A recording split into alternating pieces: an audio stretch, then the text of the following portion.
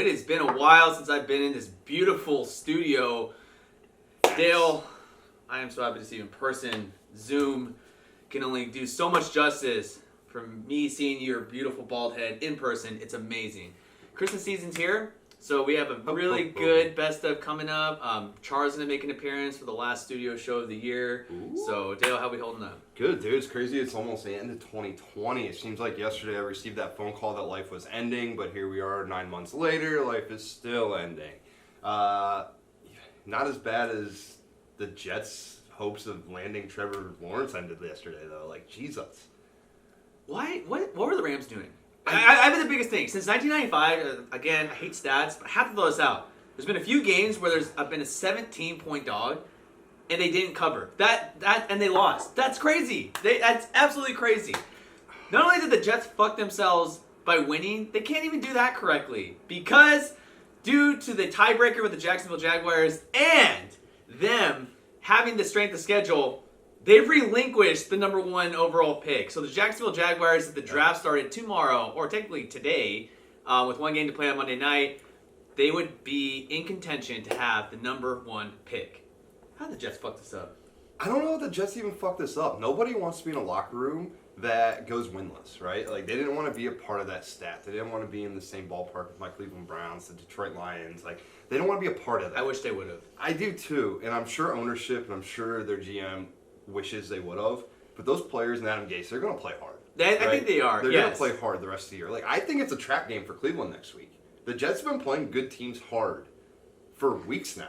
Yeah, I think that the Jets might have blown their wad. That was their Super Bowl. That's what they needed. And if you listen to all these callers on the East Coast, all of New York sports radio, they're pissed because they wanted that pick. Is Sam Darnold the future? At this point, if they had the number 2 overall pick, do they go and get Fields, or do they just kind of trade back and try to get and acquire as many picks as possible and build like a fortuitous offensive line for Sam Darnold? I don't think so. I'm with you. But that's even if they have the number 1 overall pick.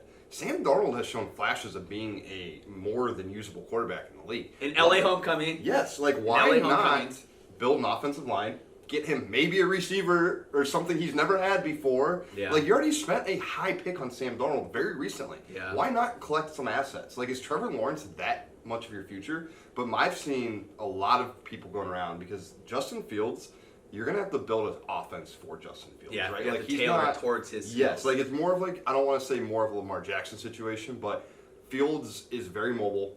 He does not just run your prototypical drop back NFL style. So do the Jets want to build around a Justin Fields? I don't know. That's a good point. Jets, the way they only them right now, they would be the number 2 overall pick. Jets are gonna Jets. I don't know. Good for Sam Darnold though. I'm happy. Like, if for someone who needs maybe a new scene, a change of scenery, it might be Sam Darnold. But he went to USC, had an LA homecoming. Good for him. Got the win. Game of the weekend, Eagles Cardinals. I have to say, between Jalen Hurts and Kyler Murray, it was awesome. Traded back and forth. Wentz reports that he doesn't want to be in Philly anymore. What's new? Get the fuck out of there. Get a new scene. I think right now Philly should just divorce with Wentz. Maybe that's just my taking. What do you think of the game? I don't know. It's hard for me to get a good judgment on the Arizona Cardinals. One week they look like they could be a legitimate playoff team, someone that's going to run the table. Kyler looks like an MVP candidate. Their weapons all look like they should look. Then the next week they go out and get beat by a very, very below average Philadelphia Eagles team. I don't know what to think on the quarterback situation yet in Philadelphia. Week 1 that Jalen Hurts started, he was like 17 of 31 or something like that. People were just blowing him all over the place. He's the future. Like, no. I don't think he's necessarily looked that great yet, but he's doing something that Carson Wentz has not been able to do this year, and that is keep the Philadelphia Eagles in games. So if he can keep them in these last 2 games, maybe win one of the 2, we might be looking at a new quarterback in 2021 in Philly. Just send Wentz to Indianapolis. I don't know what the contract situation is going to be for Phillip Rivers after this year. He only signed a 1-year deal. Reunite with Frank Reich, where before he tore his ACL, they went to the Super Bowl that season. Who knows? Other quick headlines. My San Diego Chargers of Los Angeles County defeated the Raiders. I don't know what the future of Anthony Lynn holds because now they're in no man's land. I don't know what they're going to address in the draft because they're going to be in the middle. You kind of traded some assets last year to get Kenneth Murray. I don't know. So they took down the Raiders. Thursday night. Dale, last night, a snoozer game, but your Browns are 10-4. Congratulations. What do we got? I don't know. 10-4 vibes. Another victory Monday for me. You know, it was weird. I told you this morning when I first saw you. I'm not used to the Browns from kickoff to the final whistle just dominating a game, controlling the game on the ground. It was the New York Giants, but okay. Yeah, I mean, they're still a playoff-looking team. These are games that the Browns in the past have lost, right? They show up in primetime to a team that's okay, like playoff contentions this late in the season, and we just lose those games. To see us win that game, get to 10-4, it feels good. It feels like we actually have a football team in Cleveland for the first time since I've been alive. Baker Mayfield is officially top 5 in quarterback rankings according to ESPN's QBR for the entire season. If we're looking since week 7, he ranks 3rd, only behind Patrick Mahomes and Aaron Rodgers. Will, are you impressed with the QB play in Cleveland right now? 4 straight games and 2+ TDs. Fantasy owners, I don't think anyone has Baker in fantasy, other than maybe a DFS lineup. But I'll give it to him. We said it before a couple weeks ago. If they go in and they play competitively against the Ravens last week on Monday night, if they beat the Steelers, which I wouldn't be surprised because the wheels had completely fallen off the bus, none of the receivers can catch, then I'll give you some credit. But you guys are in line. I'm rooting for you guys. Hopefully you get to the playoffs. Yeah. Now, before you blow your load, college football Final Four. You have words to say. I have words to say too. It has been ridiculously predictable. At this point, if you would have taken a snapshot 5 years ago, you could have just used the same picture for almost maybe 5 or so teams, 3 of which are in there every year. Alabama, Clemson, Ohio State, and Notre Dame will round out the college football Final Four. You have words to say. I'll let you go first. All right, let's start in Arlington, the game that is now going to be called the Rose Bowl. We are going to have the number 1 seed, Alabama Crimson Tide, facing off against the 4 seed, Notre Dame, the little Irishman from South Bend, Indiana. Will, are you surprised that Notre Dame got the 4 seed with how bad they looked against Clemson this weekend? No, because they beat Clemson in primetime earlier this year. We were FaceTiming during that game. That was all it is. And they lost to a Clemson team that didn't have Trevor Lawrence. They had their 42-year-old looking quarterback who says he's only 19. They won they beat, without Trevor Lawrence. That's what I mean. They faced a Trevor Lawrence-less team. Yeah. Absolutely. And there was a couple other starters on defense that weren't playing because of COVID. And it was a great game. Like Clemson gave Notre Dame way more than they should have ever needed to in that game. Notre Dame should have ran through that game. I just don't like this because the line is opening up. I think it's over 16 points. I think it's going to change as we get closer to kickoff. We've seen this movie before. They played Alabama in the title game. They played other big teams. They played Clemson. They played LSU going back to the BCS days. I don't like this. And history lesson for the first time since 1942, whenever World War II was. Sorry, history buffs out there. The Rose Bowl is not being played in Pasadena. That's a big deal because the U.S.'s arch nemesis, fucking COVID-19, is continuing to just roll through everybody. So that's interesting. Of course, Jerry Jones gets a pay cut out of that. Yeah. Somehow have to bring his name into this. But I don't like this. We already know Alabama 4-1 semi-divisional game. No surprise there. Now let's go to the real meat of the matter. We already know Alabama's going to win. I have nothing else to say. Good luck to Ian Book. Hopefully you get drafted in the NFL. Who knows? Brian Kelly said he didn't want to play. They were considering protesting if they couldn't have families in the stands. Well, you're going to have fans in the stands. Good for you. Yep. Clemson, Ohio State. So the Tigers are 2-0 against you guys. This will be your guys' 3rd matchup playing against the Buckeyes. Look, is Lawrence the next Elway, the next Andrew Luck, the next Peyton Manning, where we just know this guy can be a generational talent if he just gets to the right team? Actually, it doesn't matter which team because he's going to be that good. Yeah. Versus Ohio State. They played 6 games. I'll let you go first. Here's your words. So the only argument that I've seen anybody make against Ohio State is, you've only played 6 games. Okay, great, but what do you expect us to do? We've played the games that we physically can play. Mm-hmm. We've wanted to show up every week. It's not our fault that fucking Michigan's a bunch of pussies who had no interest in playing us. I mean, literally, you're laughing, but, teams are literally holding this against us. Dabo, you put us 11th? Man, you are scared. Dabo Swinney has been talking shit on Ohio State since before the season's even started. And now that he put us 11 in the coaches poll, oh my God, do not give us bulletin board material. We're already pissed about last year. Don't get me wrong, Clemson is good as fuck.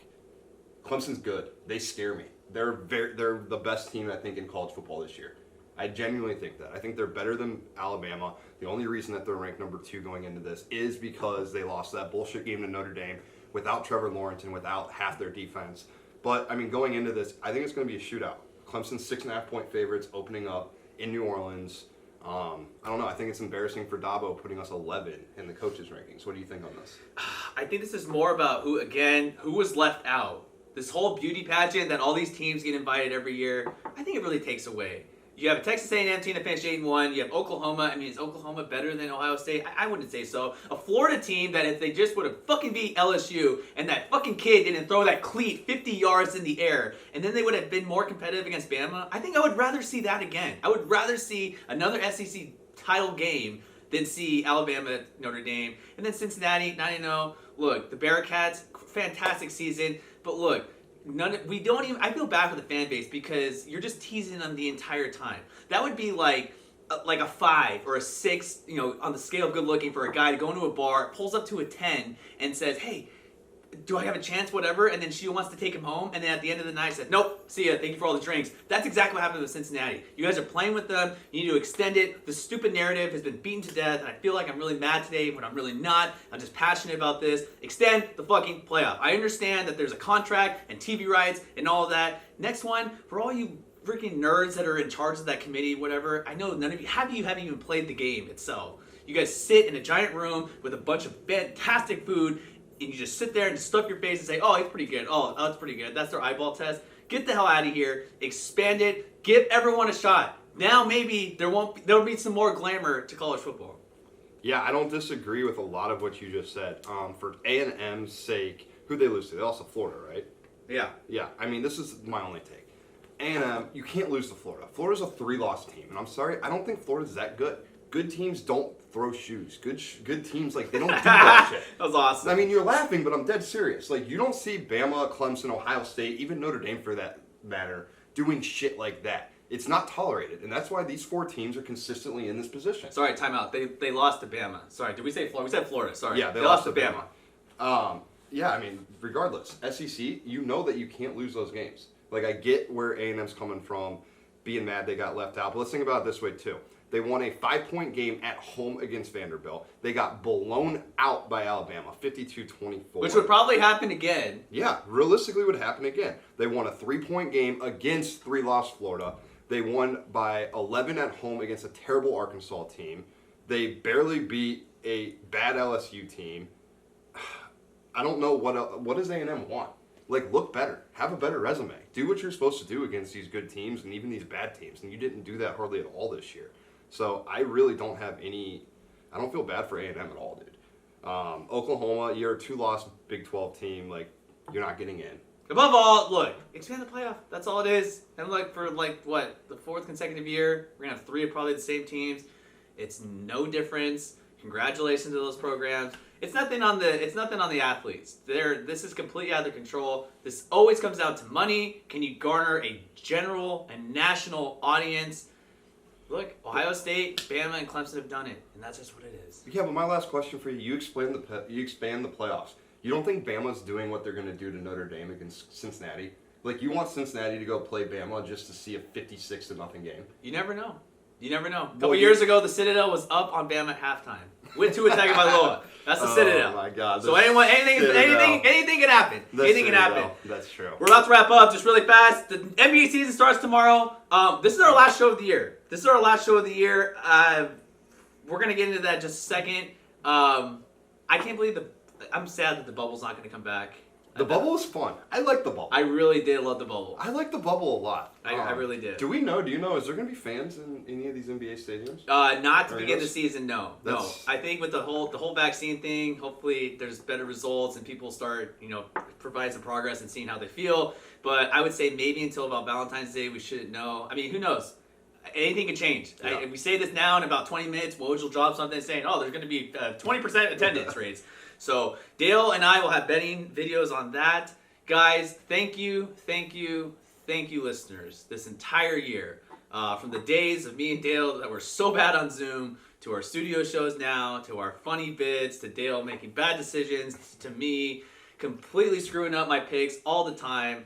Thank you for that. Charlie the Parlay is going to make an appearance later. Stay tuned for that video as well. Dale, any words for the last guys, video thank you all so much. It's been so fun all of 2020, really since April when Will and I started doing this. We continue to grow. You guys continue to grow with us. It's been fun. I'm excited for 2021, see what it's going to bring for us. Don't forget to give us the follows, give us the subs. Will and I are going to have some best subs coming out later this week, heading into the new year. Have a safe holiday season with your family. Safe travels to all of our friends. Be smart. Wear your mask when you need be. Don't forget to give us the subs. YouTube, Apple, Spotify. Follow us on Twitter, Instagram, TikTok. Have a very, very blessed holidays. Love you all. Talk to you soon. See you in 2021.